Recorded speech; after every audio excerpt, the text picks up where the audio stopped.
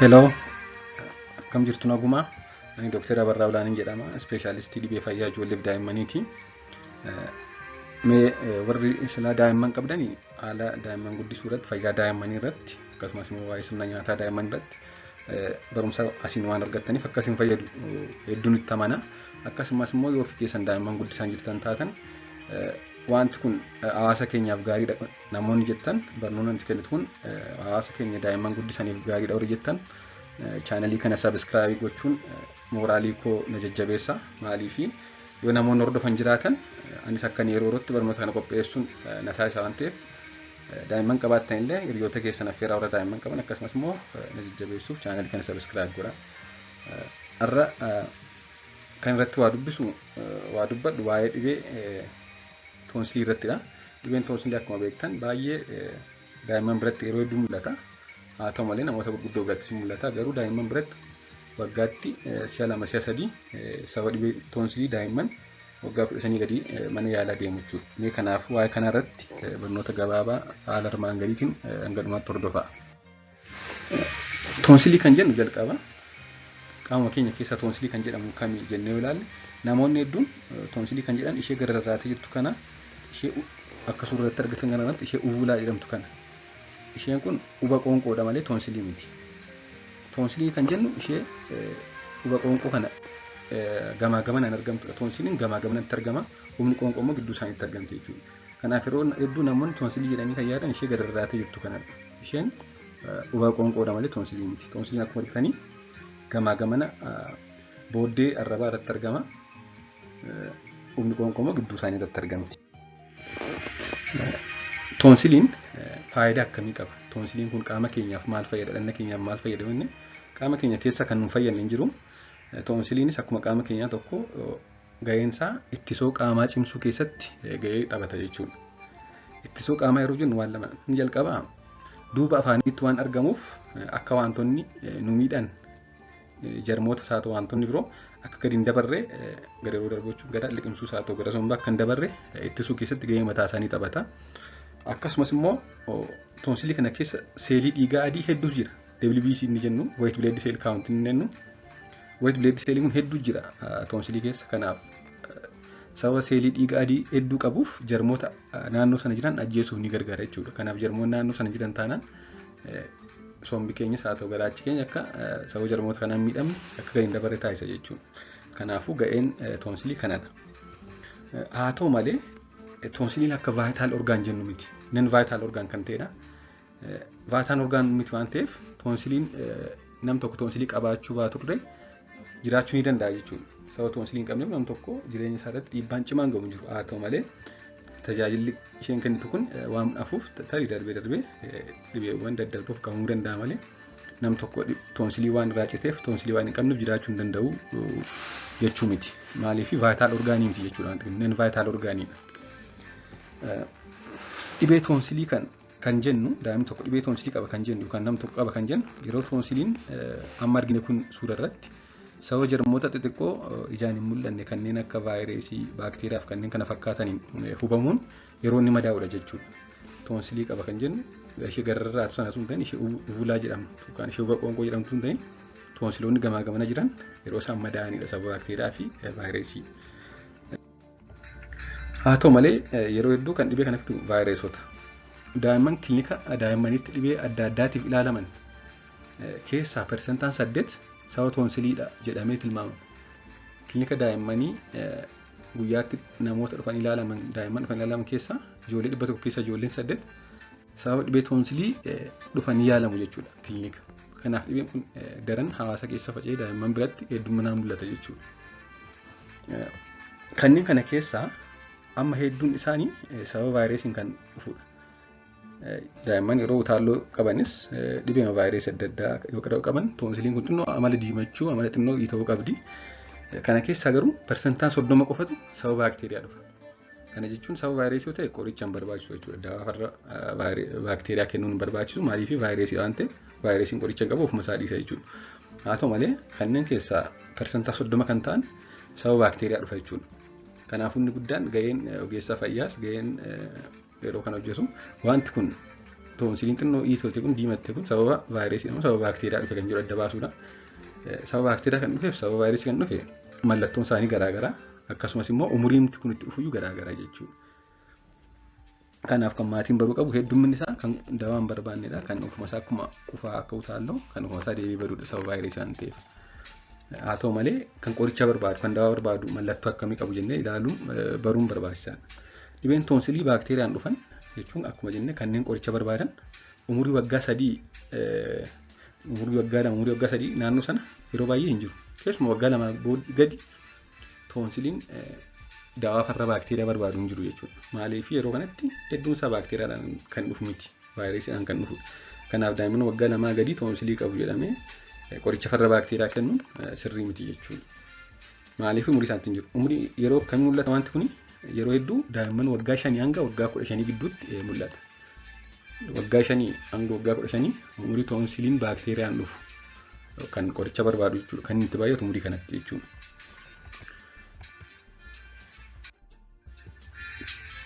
Mallattooleen daa'imman yeroo dhibee toonsilii godhatan agarsiisan keessaa gurguddoon dhibee toonsilii yeroo jiru akkuma amma jedhe dhibee toonsilii sababa baakteeriyaan dhufan kan dawaa barbaadan mallattoolee isaan agarsiisan yoo ilaalle inni gurguddoon jalqabaa afaan namatti hadhaa'uudha. Daa'imman sanatti afaan itti hadhaa'a. Kanaaf fedhii nyaataa ni dhabu jechuudha. Lammaffaa ho'inni qaamaa ni dabala yookaan fiivar ho'inni qaama isaanii ni dabala. Hafuurri isaanii foolii badaa godhachuu yookaan baaddi bilisee jedhamu. Baaddoo darsee jedhamu hafuurri isaanii xiqqoo foolii gaarii hin taane qabaata jechuudha. Haa ta'u malee kun hundumaa irratti mul'achuu dhiisuu danda'a. Inni kaan xannachi morma jalaa dhiita'uu yookaan hiita'uu kana suura isaas waan jiruuf isinitti agarsiisa. Xannachi morma isaanii jala jiru inkaatiin hin dheekkamti jechuudha. Akkasumas nyaata liqimsuu dadhabuu toonsiliin kun madaa'eera waan ta'eef gamaa gamana booddee arrabaatti jira. Booddee arrabaa kana taa'ee madaa'ee yeroo jiru yeroo waa isa tuqu yeroo nyaanni isa tuqu bishaan isaa ta'u amala xiqqoo isaan dhukkubuu qaba jechuudha. Kanaaf nyaata liqimsuu dadhabu. Mataa dhukkubbii qabaachuu dadhabbiin itti dhaga'amu wantoonni kun ni mul'atu jechuudha. Mee suuraan yoo ilaalle toonsiliin madaa'e waan akka adii akkuma argitan kana booddee arrabaa irratti gamaa gamana mormaa irratti isheen gararraatee jirtu ishee huba qoonqoo jedhamtudha. Gamaa gamana huba qoonqoo irratti wanti iitee jira. Asitti toonsiliin kun iitee jira. Akkasumas immoo wanta adii ofirratti qabatee jira jechuudha. Asirrattis akkuma argitan kana iita'uun darbee toonsiloonni kun wanta adii ofirratti qabatanii jiru jechuudha. Yeroo akkasii toonsiliin infekshinii toonsilii jira jedhama. Kana iita'uu toonsilii fi akkasumas wanta adii kana wanta akka malaa ofirratti qabaachuun dabalata. Arrabni isaaniillee darbee strooberii taangi kan jedhamu strooberii red or white strawberry taangi kan jedhamu akka wanta shiftedha arraba isaanii irratti wanta akkasii ni mul'ata jechuudha. Haa ta'u malee inni kun inni jalqabaa hunduma isaanii irratti mul'ata. Inni arraba isaanii irraa kun garuu hunda isaanii irratti mul'achuu dhiisuu danda'a. Akkuma argitan kana daa'imni kun morma gama bitaa irratti xannachi gurra gajjallaatti ta'ee xinnoo mul'ata jechuudha. Akkasumas suura kana irratti harka mirgaadhaanii xannachi gurra gajjallaa iitee ni mul'ata jechuudha. Akkuma suura irratti argitan kun egaa xannachi kun sababa infekshinii toonsilii bira jiruuf waan iiteef kan mul'atudha jechuudha. Maatiin maal gochuu qabu jennee yoo ilaalle maal gochuu qabu jennu bakka lamatti irraa tokko dhibee kana ittisuuf maal gochuu qabu lammataa immoo daa'imman dhibee kana qaban maal gochuu qabu kan jedhu bakka lamatti qoonnaa ilaalla. Ittisuuf maal gochuu qabu daa'imman akka dhibee kanaan hin qabamne ittisuuf maal gochuu qabu jennee jalqaba nama dhibee kana qaburraa fageessuu mana keessas haa ta'u bakka biraa daa'imman yookaan nama gurguddoo dhibee toonsilii qaban yeroo isaan dhibee kana qaban irratti irraa fageessuu akkasumas mana keessa namni toonsilii dhibee toonsilii godhate tokko meeshaa namni sun ittiin nyaatuuf ittiin dhugu adda baasu burcuqqoo namni dhibee toonsilii qabu kan daa'imni dhibee toonsilii qabu itti fayyadamtu tokkoo fi namni nagaa itti fayyadamu tokko ta'uu qabu jechuudha. Yeroof gargar baasuu barbaachisa jechuudha. Hanga yoomitti hanga namni sun guyyaa yoo xiqqaate guyyaa 3 yookaan guyyaa 4 qoricha toonsilii fudhatutti waan isaan itti nyaatan ittiin dhugan akkasumas immoo walitti dhiyeenya hir'isuu jechuudha. Akkasumas harka sirriitti dhiqachuu yeroo hunda harka dhiqachuun faayidaa hedduu qaba. Faayidaa hedduu toonsiliin qabu keessaa akkuma kanaan dura kaasaa turre dhibee utaalloo ittisaa, dhibee daddarboo, dhibee garaa kaasaan ittisaa, dhibee akkuma amma jedhaa jiru dhibee toonsiliin ittisaa, hanga sadarkaa dhibee maajiraatitti yookaan meninjaayitis jedhamutti suutillee ni ga'a jechuudha. Kanaaf harka dhiqachuun faayidaa hedduu qaba. Akkasumas ilkaan sirriitti rigachuu, akkasumas immoo rigaa ilkaanii yeroo jijjiiruu. Daa'imman waggaa lamaa kaasee ilkaan rigachuu qabu. Yeroo ilkaan rigatan kana immoo ganamaaf galgala akkasumas rigaan yoo xiqqaate ji'a tokko yookaan ji'a lamaa oliif fayyaduu qabu jechuudha. Rigatamuu jijjiiramuu qaba jechuudha. Rigaa jijjiiruun faayidaa qaba jechuudha. Yeroo isaan dhibee kana qaban immoo maal gochuu qabu maatiin? Daa'imman dhibee kanaan qaban tokko yoo inni qaama dabale diskomfortiitti itti dhagahama. Yeroo kana inni qaama dabaluun diskomfortii waan dhufuuf dawaa akka parastaamoolii fi ibuuproofeenii kanneen jedhaman akkaataa ol dhufaatina qaama daa'immanii sanatti yookaan akkaataa umurii daa'immanii sanatti kennuufi parastaamooliin ho'a ittisuuf ni fayyada. Yeroo kennu garuu hanga daa'ima sanaaf barbaachisu qofa kennuu qabna akkaataa umurii daa'ima sanaaf ulfaatina daa'ima sanaatti. Akkasumas immoo qorichoonni kun ho'ina qaamaa hir'isuu qofa osoo hin ta'in dadhabbii yoo qabaatan daa'imman diskomfortii yoo qabaatan akka waliigalaatti akkuma beektan parastaamooliin diskomfortii dhukkubbii adda addaa ittisuuf ni fayyada. Ibuuproofeeniis akkasuma ho'a isaanii gadi buusa, ho'a qaama isaanii isa ol ka'e. Akkasumas immoo diskomfortii yoo qabaatan dadhabbii yoo qabaatan wanta kana isaan irraa hir'isa jechuudha. Kanaaf kun faayidaa qaba. Akkasumas immoo bishaan yookaan dhangala'aa akka sirriitti dhugan taasisuun haayidireet ta'uu qabu jechuudha. Daa'imman akkasii haayidireeshinii isaan barbaachisa. Kanaan dura dhuganii olitti bishaan sirriitti dhuguun barbaachisaadha jechuudha. Akkasumas wantoota qabbanaa'oo fi lallaafoo ta'an nyaachisuu. Namoonni tokko tokko wantoota ho'a qaban nyaachisuu fayyadama. Haa ta'u malee wantoota baay'ee qabbanaa'oo osoo hin ta'in, wantoota firiijii keessaa ba'an osoo hin ta'in, wantoota xiqqoo qabbana qaban kan ho'aan ta'an nyaachisuuf akkasumas immoo yeroo ammoo wanti kun dhiisutti nyaata jajjabaataa kennuu fi dhiisuun wantoota lallaafoo ta'an maaliif yeroo liqimsanii dhukkubbiin itti dhaga'ama waan ta'eef akka wantoota jajjabaatuu immoo liqimsan wanta madaa'e kana toonsilii madaa'e kana miidhuu waan danda'uuf wantoota lallaafoo qofa yoo danda'an wantoota dhugaman qofa yeroof kennuufiin barbaachisaadha jechuudha. Amma madaan isaa fayyadu. Akkasumas immoo bishaan qulqulluu walakkaa liitiraatti ashaboo walakkaa fallaanaa yookaan walakkaa maankiyaa dabaluun waliin erga sirriitti maknee booda afaan akka lulluqqatan yoo taasisan dhukkubbii wanta kanaa ni hir'isa jedhama. Kanaafuu bishaan walakkaa liitiraa ashaboo maankiyaa walakkaa ishee itti daballee waliin sirriitti maknee akka isaan afaan isaanii yeroo yerootti lulluqqatan taasisne diskomfortii naannoo sana jiru dhukkubbii naannoo sana jiru ni hir'isa jechuudha. Akkasumas boqonnaa gahaa akka isaan argatan taasisuu. Boqonnaa sagalee jechuudha. Sagalee gurguddaa dubbachuun yeroo sanatti baay'ee barbaachisaadha. Kanaaf boqonnaa qaamaas haa ta'u boqonnaa sagalee gochuun barbaachisaadha. Akkasumas immoo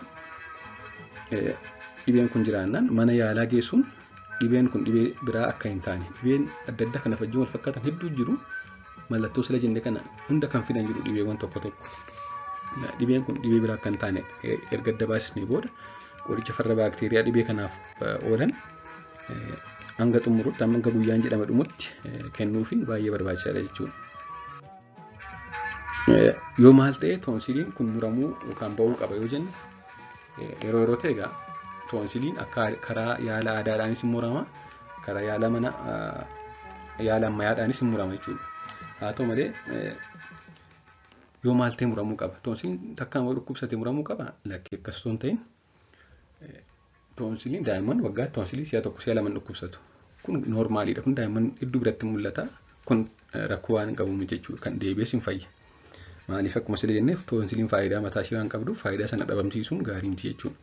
Kanaaf yoo maal ta'e muramuu qabu yoonne jalqaba amma dhibee kana yoo godhatan dhibee toonsilii madaa'aa toonsilii kana yoo godhatan amma muramuu barbaachisaa ta'uu danda'a.